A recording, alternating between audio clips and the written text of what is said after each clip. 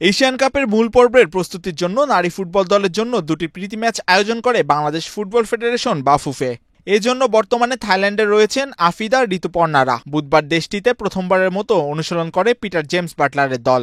এই দিন বাংলাদেশ নারী দলের কোচিং স্টাফে যুক্ত হয়েছেন আরও একজন বিদেশি। হেড অফ স্ট্রেংথ ও কন্ডিশনিং কোচ হিসেবে নিয়োগ পেয়েছেন ক্যামেরুন লর্ড।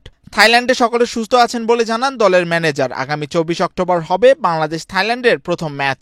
গতকাল রাতে আমরা খুব ভালোভাবে থাইল্যান্ডে এসে পৌঁছেছি। আজকে থাইল্যান্ডে আসার পর প্রথম দিনের মতন ট্রেনিং। যারা ভুটানে ছিল তাদের আজকে ফুল টিমের সাথে দ্বিতীয় অনুশীলন চলতেছে। আশা করছি দলের সবাই ভালো আছে, সুস্থ আছে।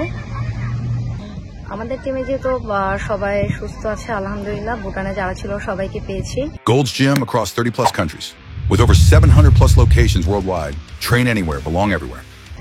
আর ওভারঅল সবকিছু ঠিক আছে। আশা করছি থাইল্যান্ডের সাথে ভালো একটা ম্যাচ দিয়ে আমরা শুরু করতে চাই, যেহেতু ফিফা ফ্রেন্ডলি ম্যাচ। দুইটা ম্যাচই থাইল্যান্ডে অনুষ্ঠিত হবে। প্রথম ম্যাচটা হচ্ছে আমাদের জন্য খুবই ইম্পর্টেন্ট। আমরা শুরুটা ভালো করতে যাচ্ছি। থাইল্যান্ড যেহেতু আমাদের দিক থেকে অনেকটা র্যাঙ্কিংটা এগিয়ে আছে, আমরাও চেষ্টা করব যে ফিফা ফ্রেন্ডলি ম্যাচ খেলার সুযোগ পেয়েছি যেন আমাদেরটা যত আরো কমিয়ে আনা যায় সেটা আমরা চেষ্টা করব।